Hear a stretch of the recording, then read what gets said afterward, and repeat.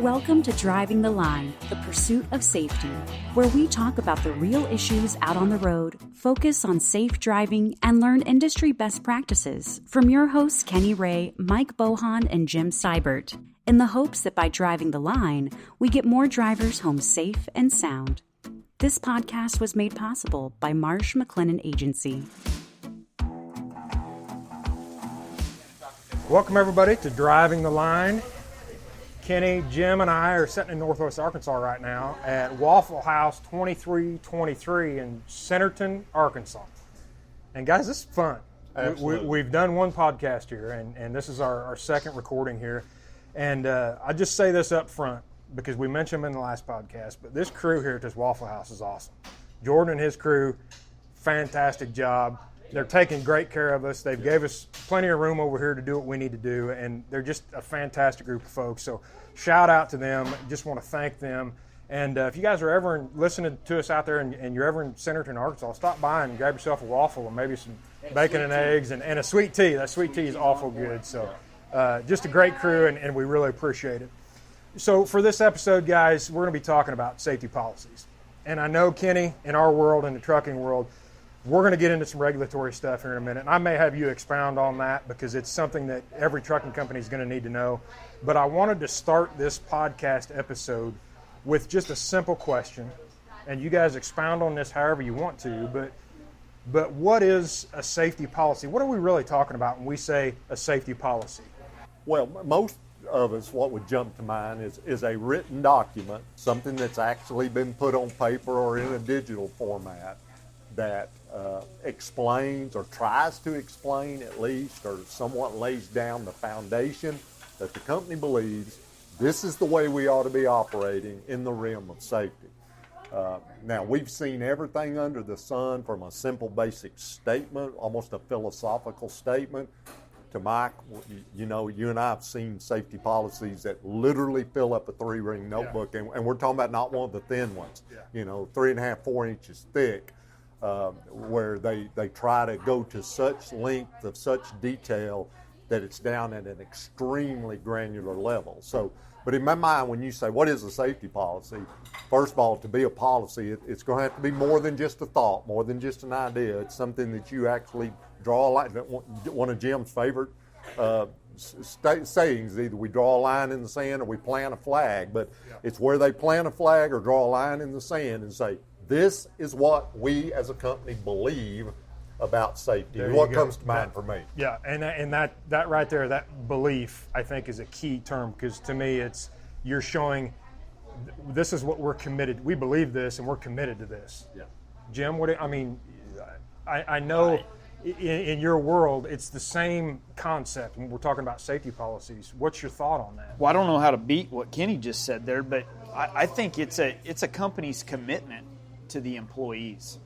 It's a contract that they put down that says this is our flag in the sand, and we're going to hold ourselves accountable to it. We're going to hold the employees, because we're all under this same commitment contract, and that needs to meet the minimum requirements. If it's a regulatory requirement, it needs to meet it or exceed it, that contract with the employees. That's a point that if you guys don't hear anything else in this podcast, if you're listening to us right now, if you're a safety director, if you own a company, if you don't hear anything else, if you've got a policy in place and you say this is something we're committed to and something we believe in, and you're not doing what your policy says, then you've got an issue.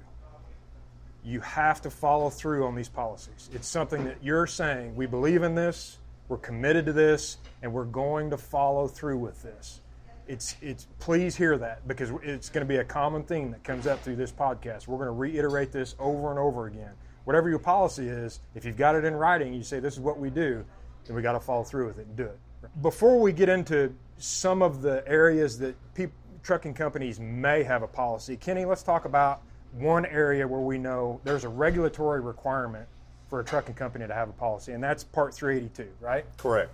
So 382.601 says every trucking company out there that's got drivers that are required to hold CDL, required to be drug and alcohol tested, they've got to have a drug and alcohol testing policy in place. So when you go out and you visit with your clients, is this something that you see that trucking companies are hitting that mark, or is that maybe being missed in some areas as well? Mike, I find one of three things. Either they have no policy at all, and they're unaware they even have to have one, or they have one that is missing there's 12 requirements for a written drug and alcohol testing policy under Federal Motor Carrier Safety Regulation, and I'm going to come back to this. The third one is they have a policy that meets the regulatory requirement. The first two are the two that cause me concern. If they have no policy in place whatsoever, then I look at that as a teachable moment, because most of the time they're just completely unaware. Right. They said, I didn't even know I had to have It's not intentional. that. It's That's just right. And we can help them with that. The middle one is the one, and again, there are 12 requirements to meet regulatory requirements for a written drug and alcohol testing policy. And what most people leave out, I have found, are two things.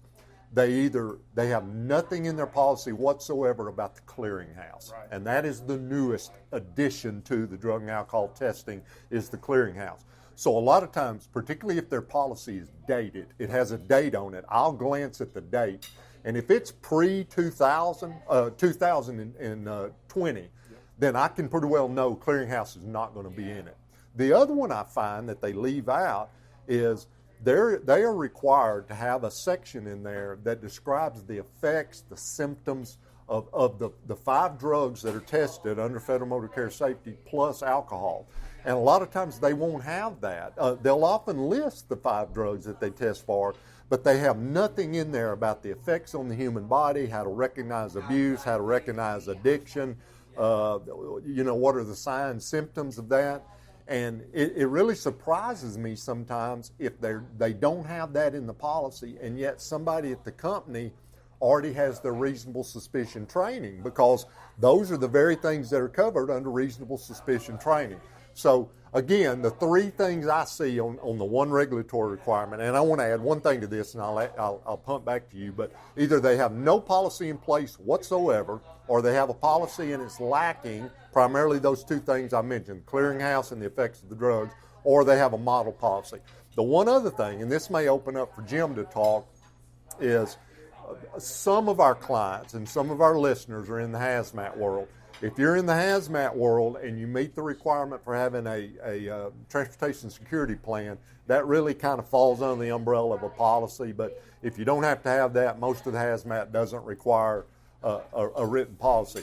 However, if you have a shop or you have 10 or more employees on site, there are some OSHA standards that you must have written policies there as well. And certainly that's something Jim could address if he feels so inclined. Yeah, 10 or more employees. You got to have an emergency action plan. It's got to be posted. If you've got a shop, you're going to have a lockout, tagout, or hazardous energy control program, and so just a number of those. First aid stations got to be put in certain areas. So shops and 10 or more employees, they definitely open up more. And I want to add one thing to this, because Mike and I see this a lot when we do mock audits for companies. Hazard communication falls under OSHA, and that actually has nothing to do with the transportation of hazmat. Hazard communication is materials that you may have on site that could pose a threat to your employees, primarily mechanics. You have got to have a listing of those. You got to have safety data sheets. You have to do training on those. There's an OSHA standard with a policy requirement for hazard communication, and it's one thing I find often that motor carriers that have a shop do not have.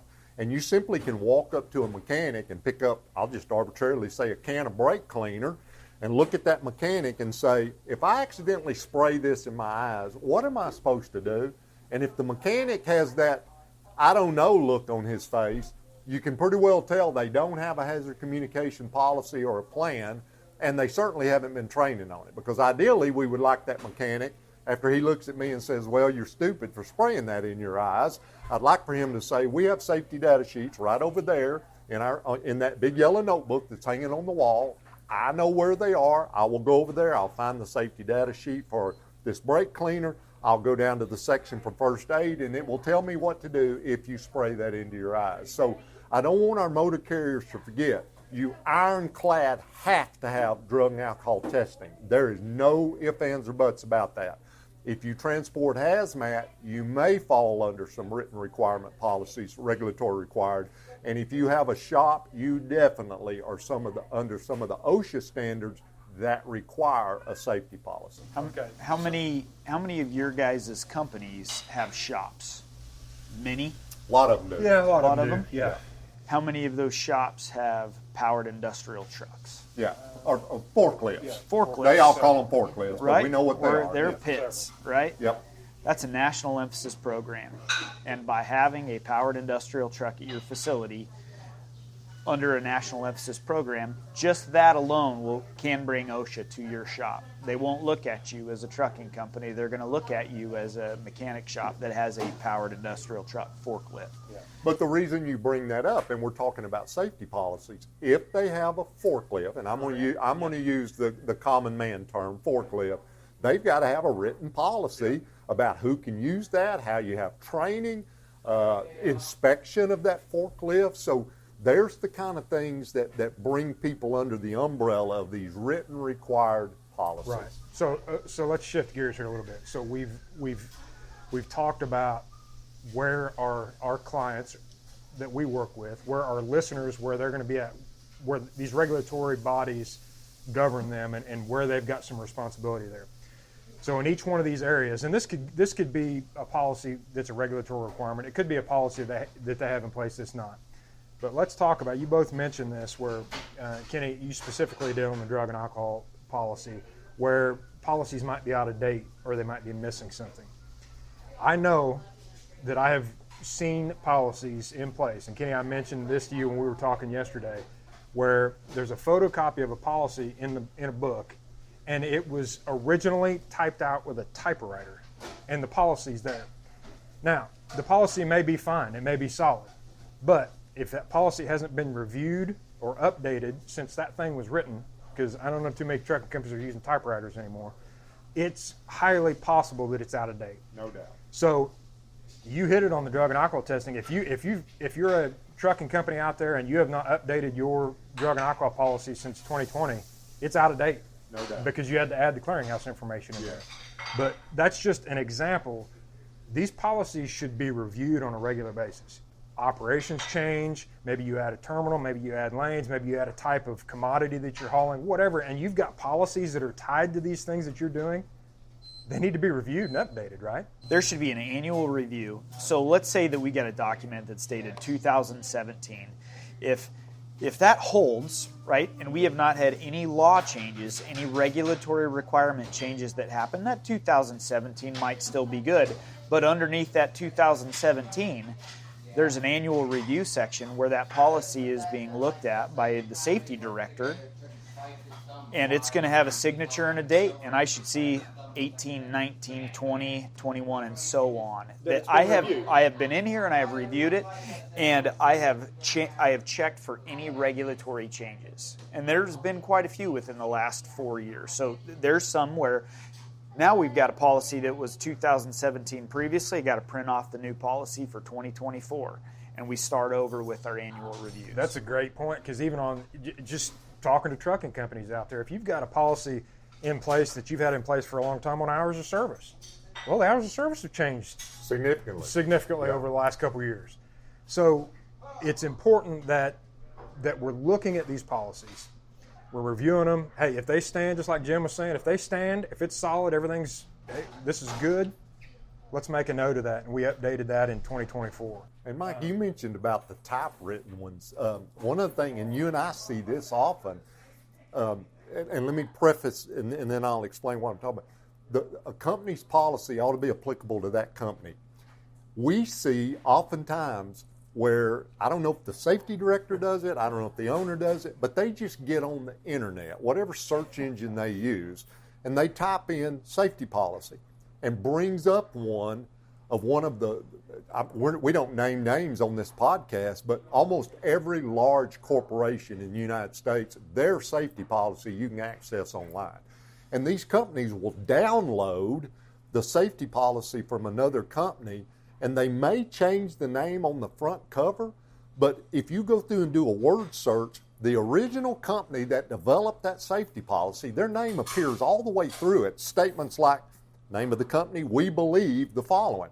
And so I'll be XYZ Trucking, and I'll get over to page 4 or 5 of the safety policy, and it says so-and-so corporation believes, Oops, and it's not one. the name of the company. Missed one. And not only that, do they download it, they often download stuff they don't need. Yeah. You'll have an aggregate hauler, dump truck company, and they'll have a policy on transporting radioactive materials. And you sit there and say, why do you have a policy on transporting Class 7 hazardous material when all you haul is rocks? You know, why would you even expose yourself to that?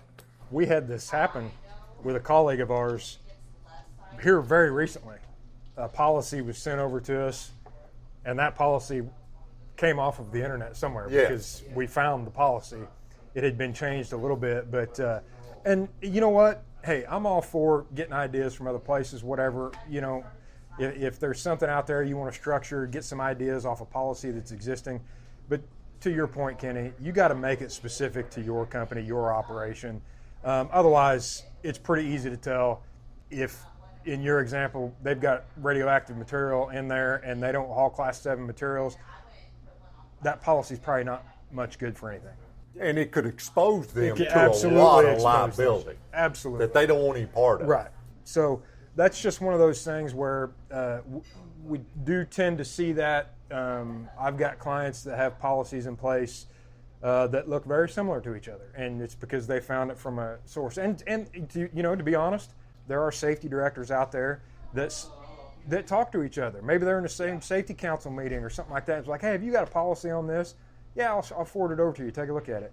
So I'm not saying that's all bad, but this has got to be specific to your operation. It's got to be specific to your company. And again, we're going to reiterate that thing that I said earlier.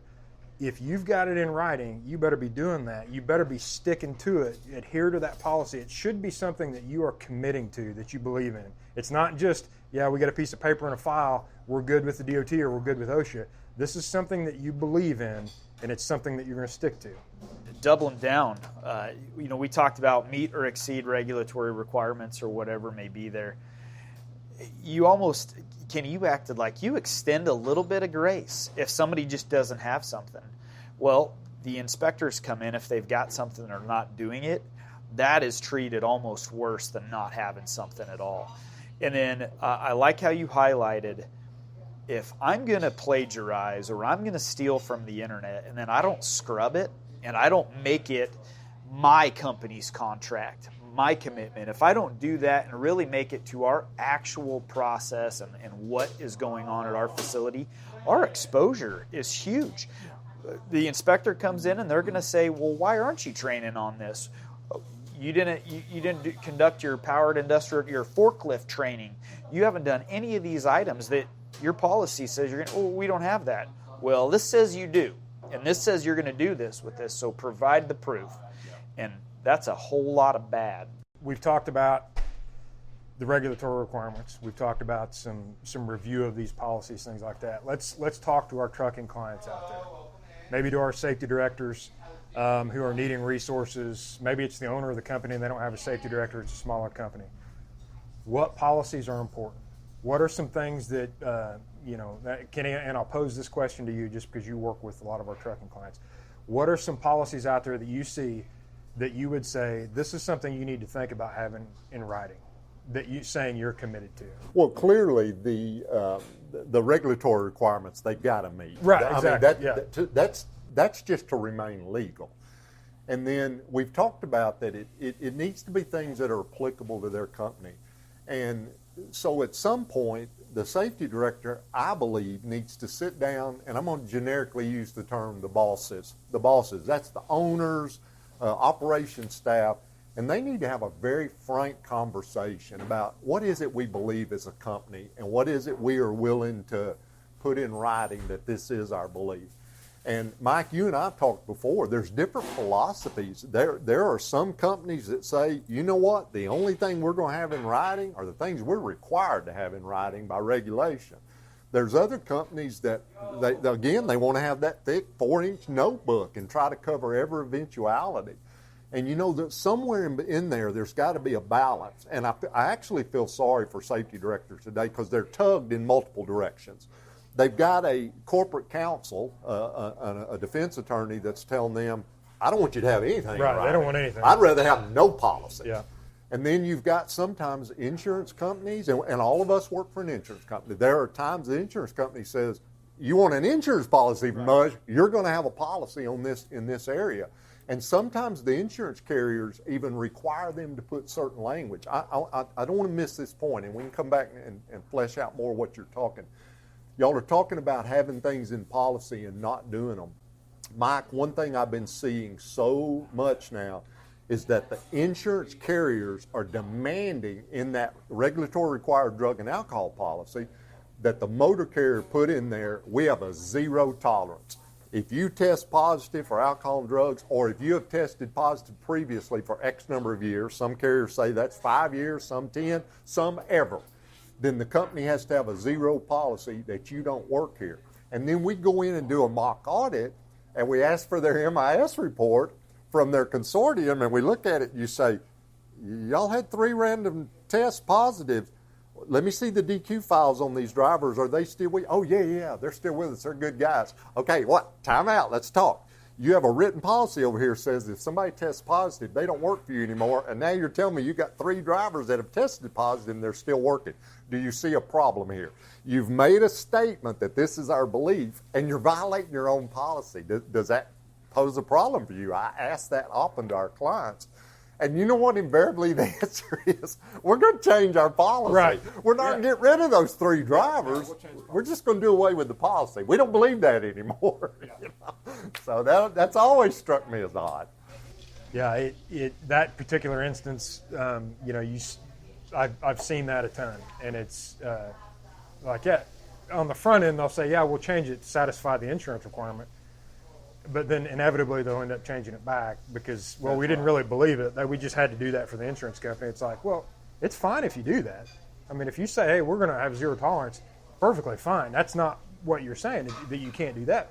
But if you're going to do that, it better be something you believe and you're going to follow up with. Absolutely. Because, again, we're going to reiterate that point. Yeah. You got it in writing. If you're saying this is a belief, this is a commitment that we have, better follow through with that. And that's the one to me that's most glaring. And we really haven't even talked about lawsuits yet, but, if I were an attorney, and I'm not, I want to make a legal disclaimer here, I'm not a lawyer, but I wouldn't even have to be a good lawyer. If I took somebody to court and they had a policy that they had zero tolerance for positive drug tests, and they had a driver, it doesn't even have to be the driver involved in the crash. If they have a driver employed that tested positive, I'm simply going to stand in front of a jury and say, ladies and gentlemen, they claim that if somebody tests positive for dope, they don't work there anymore, and then here we got this guy. So what else are they not doing that they claim they do?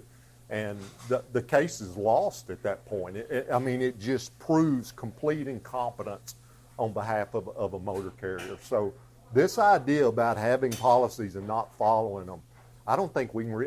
If we sat here the rest of the podcast and just repeated that sentence over and over and over, we would have served a purpose. If you have a policy, you better be following it. It's worth reiterating because that's that's the main point that we wanted to get across. Because every company's different. Policies are different. As you said, Kenny, there's times when you've got a 3-ring binder and that thing's 4 inches thick of policies, things like that, and other times it's the bare minimum. I think it's a balance. There's policies out there, seatbelt policies, speed management policies, passenger policies. Do we allow passengers? There's things like that out there that trucking companies need to think about. And if it's something that's a practice for you, you believe it, you're committed, and you're practicing that, it's all right to put that in writing. Yep. Say, hey, this is our policy on this. We don't allow passengers. Yep. Or if we do allow passengers, then you have to get written permission, there's some regulatory requirements there as well, but you got to get written permission, and you can't just have somebody jump in the truck with you and go. That's okay to do that, but make sure that you're following through on those policies because, again, Kenny, there's a lot of liability there, like you said, if we're not following through with that. And Mike, don't leave the point that this is not all on the safety director. A lot of times there'll be a policy in place, and the operations side's the one not following it. a classic example, and we've already talked about the alcohol and drug policy, but another one is the use of electronic devices in the truck, cell phones, tablets, whatever, and they'll have a policy, and the policy may even say, if you must make a call, unless it's 911, you need to pull over and stop. And then you turn around and find that dispatch is calling the driver while he's on the road, expecting him to answer to get his next dispatch. So there, it's not so much the driver is flagrantly violating a policy. Operations is setting him up to fail. The operations team isn't following the policy. And that's, to me, and Jim, you can speak to this as well. That's, to me, that's an example of, it's not just the safety director making the policy and enforcing it for the drivers. This is a company issue.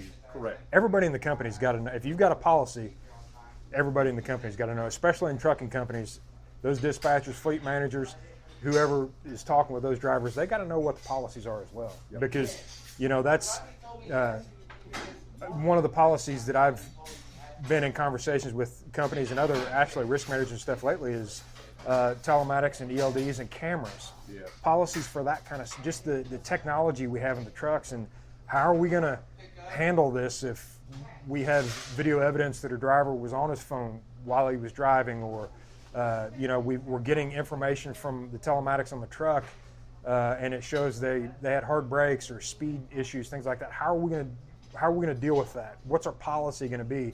And it's handled in a lot of different ways. And I don't think we've got time to go into all those specifics, but that's one of the areas now with the more technology that's coming into this industry, it's something that companies have to think about, and how we're going to deal with this.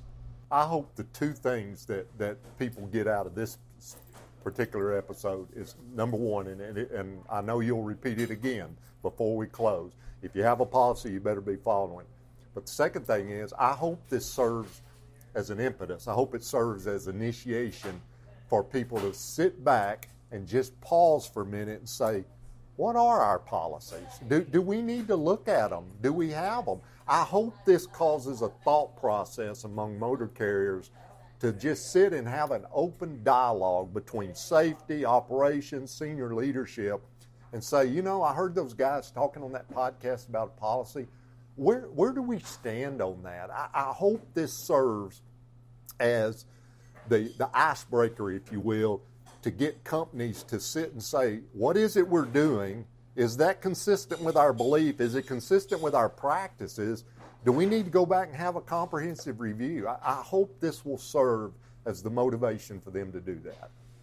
Yeah, I think of ignorance to the rule or ignoring the rule. Kenny, I really like what you said. Hey, this is our policy. Who all needs to be involved? Talking about the dispatcher, that analogy or that situation that you just shared. Hey, these are our phone. This is our call, phone use rule. But then the dispatcher is the one breaking the rule, forcing the driver to break the rule. So, when we think about authorized, approved, or awareness of the policy, unless we're bringing it in, going all the way back to, hey, this is a leadership driven. This is a company policy, company contract, having everybody on the same page, and then creating how they go forward once the training is taken place across the driver, the dispatcher, the intermediate supervisor, even the folks in the shop being on the same page so they can communicate effectively and all be in compliance. You just hit on one thing we really haven't discussed, and we don't have to go in depth with it. We can just make a point about it.